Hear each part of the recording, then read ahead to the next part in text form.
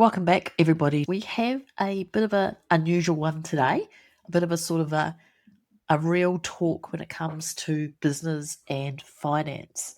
And I'll try and make this as interesting and as non boring as possible. But I really wanted to talk about the turnover versus profit conversation and get a bit honest around when people are throwing around turnover figures. So let's kind of set the scene.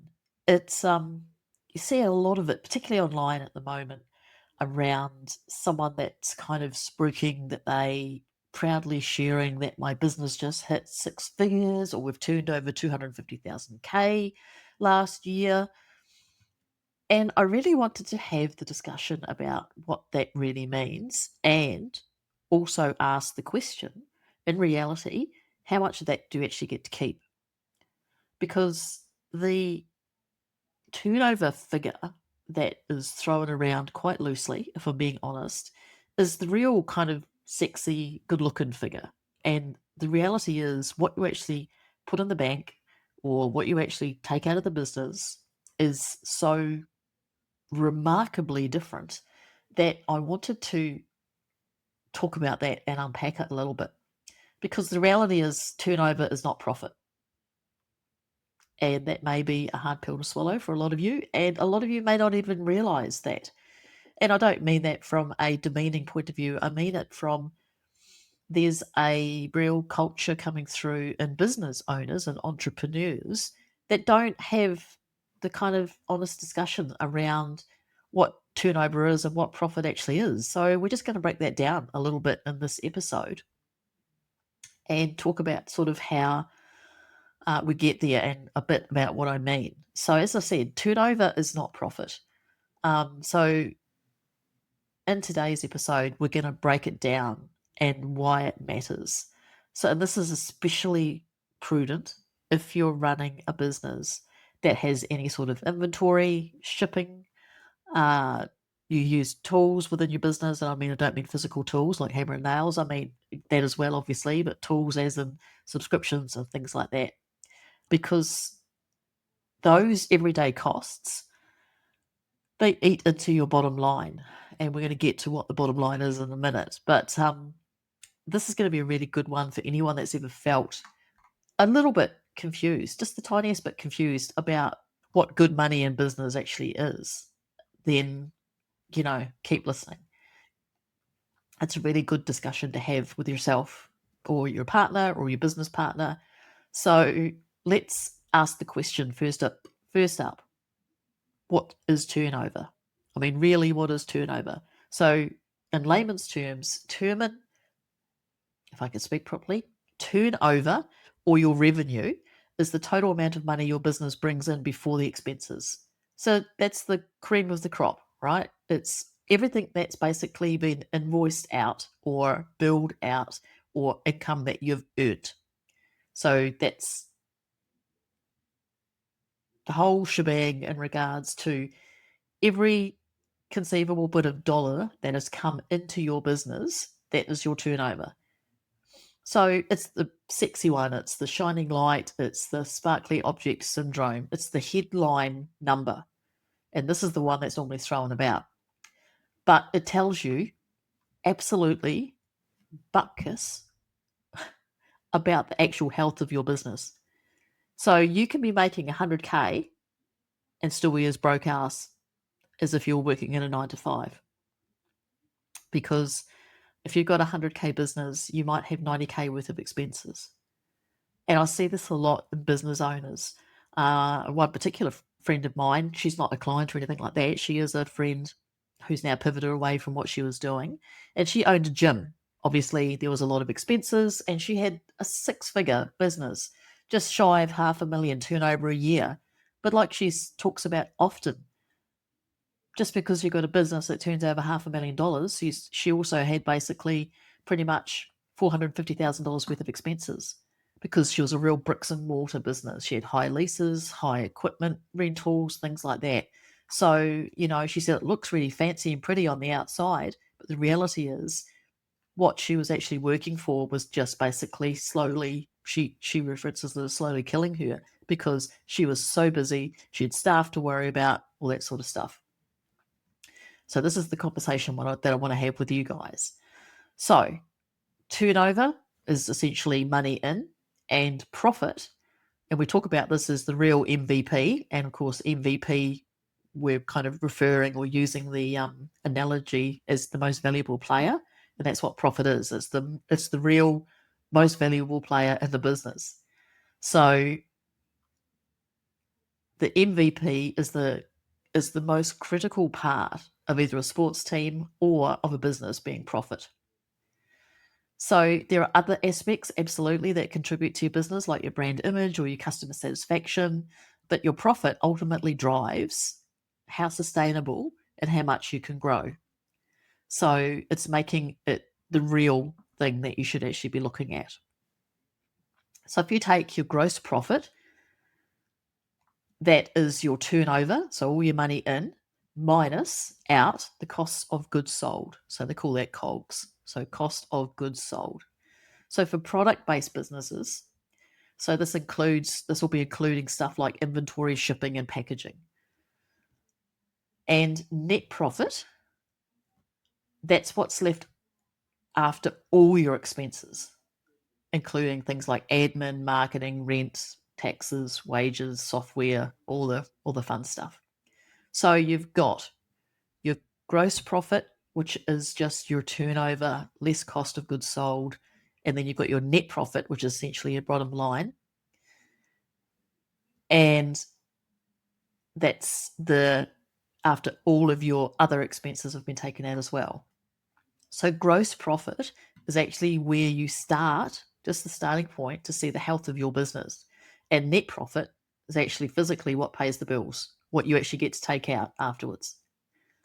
So when you look at product-based models or businesses versus service-based businesses, it's a little bit different. So I'm in a service-based business. So if we look at product-based businesses, so that's probably predominantly, drop shipping or handmade, or maybe you're a bricks and mortar, you're in a retail business. And so the turnover might look fantastic, it might look great, but the margins can be really, really, really small because you're holding inventory a lot of the time, and that ties up cash flow as well.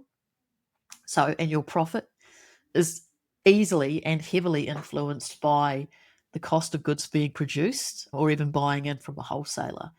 Then you've got to factor in things like returns and damaged goods, goods spoiling, staff shrinkage, people nicking stuff, seasonal slowdowns. So you could be dependent on the seasons or the time of year.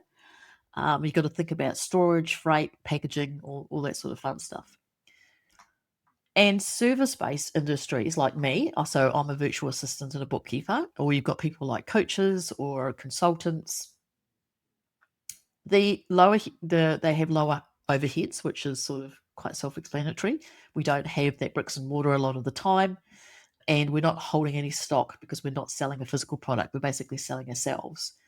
Now, that sort of naturally leads into the next point, which is you are your own inventory. So your inventory, so what you're selling is essentially your time, and that time is capped, which of course creates a ceiling on what you can actually invoice. Now, I can invoice out at a really high price, and while I could do that, then my customers or my clients could kind of fall off because they thought, I'm not paying Nicola $200 an hour because she needs to make more money. They'll go somewhere else, and I understand that. So, it's a real fine line in regards to what you can charge when there's just one of you. So unless you can duplicate or you can have another side hustle or multiple streams of income, service-based industry is certainly got a lower overhead and therefore a little bit of a bigger margin. But the cost to that is the burnout to yourself because you're constantly chasing your tail, trying to fill the gap. It's a really high cost. So essentially, a 60K service business could be more profitable than a 200K online store. And that's the thing that really irks me, is that no one talks about this. So why does all this matter? So if you only chase turnover, you'll end up working harder for a lot less. So when you understand profit, you can actually start to price smarter if your market or if your business allows for it. You can budget with intention, you can pay yourself properly, and you can grow more sustainably. Okay. So just to touch on a few of those buzzwords or keywords that we use, turnover is what your business made in totality. COGS or COGS is what it costs to sell it. So only the direct costs related to the product that you've made, cost of goods sold. Gross profit equals turnover minus cost of goods sold. Okay. Net profit equals gross profit minus everything else. So all other the expenses. So basically the bottom line, what's left over after your net profit is what's left over after your gross profit, which of course is your turnover less cost of goods sold, and then minusing out all the other expenses. Your net profit is what you're left with. So your balance sheet equals a snapshot of your business's financial health, assets, liabilities, and equity. And finally, some money for the tax man, PAYG, which is pay as you go tax, and GST. So this is tax that you collect on behalf of the ATO, and then you pay the ATO. This is not your money to spend. And this is the other big area that I see getting businesses getting tripped up in, which there's not enough education around. And I'm not going to talk about that today because I'll get on my hobby horse about that another day and share some information and probably some tips and tricks around how you can mitigate or at least be educated a bit more around how to have the ATO be in a better relationship with the ATO. Okay, so let's look at some solutions, what to look for instead. So really, I encourage you to look beyond the turnover, the big, turnover flex, and actually ask yourself some honest questions. So what's the gross margin? What's the cost to acquire each sale? And how much is actually left after all of the expenses? And compare the profit, the bottom line, the honest bottom line, per hour of your time invested. The hard pill to swallow, but it's a conversation and some figures that you need to work through to get an idea of where your business is really at. So, a little bit of a summary, and I don't want to end kind of feeling like I badgered you guys into a negative space, but it's not that we're bad with money. It's just a conversation that needs to be had, and you need to see the whole picture. So if you've ever felt shame or confusion or like you're bad at money, it's not you. It's how we've had lack of education in this area. So one of the reasons that I still do what I do is because I love what I'm doing. But I've also had the very real realization that I need another source of income. And that's why I started my online business. Now, that celebrates revenue without talking about profit because when you align with the right kind of online business for you, you are armed with, if you're in the right arena, ready-made platforms that supply you with like literally $1,000 trainings every other day. They get to upskill you, they encourage you, you're in a community that is supportive, you're not by yourself. And you don't have the overheads. You simply do not have the overheads. You have a system that duplicates for you and enables you to actually make revenue that is actually profit, not turnover. So ask yourself, should you be diversifying and looking at trying to supply yourself with another form of income so you're not stuck on the profit treadmill and chasing the little teeny tiny profit that's at the end of the business that you love. So this is why I'm, diversified and moved into the online business is because I love what I do, but I don't want to be stuck here forever and a day. If I wanted to do that, I'd go back to a 9 to 5 job. And even that's not guaranteed in this day and age. Scarily so, it's probably we're in a worse position than we were even 5 years ago, having COVID lobbed in our doorstep, a few years ago. So we're allowed to ask these questions. We're allowed to make the math simple and more achievable. So I encourage you guys to get curious and not be overwhelmed by staying in an outdated model of business that you may love, but it doesn't love you because of the way it's structured. So if you guys are interested in what I'm doing online, if you're interested in the model, we have trials, we have pages you can go and visit and check out for yourself at absolutely no pressure. And I will put the link to my page in the notes for you below. So you can click on that link and look at it in your leisure with no harassment from me or anything like that. And I'll leave it up to you guys to reach out to me if it's something that you'd like to know more about. I really encourage anyone to ask questions and look at options for themselves to future proof themselves when it comes to money. So I hope this has been really interesting for you guys, the turnover versus profit conversation, an important yet quite scary one to have. And let me know below what you thought. Let me know your comments. Let me know if you've ever really looked at your turnover versus your profit and what you're actually working for per hour. I would love to continue the conversation. So until next time, keep shining.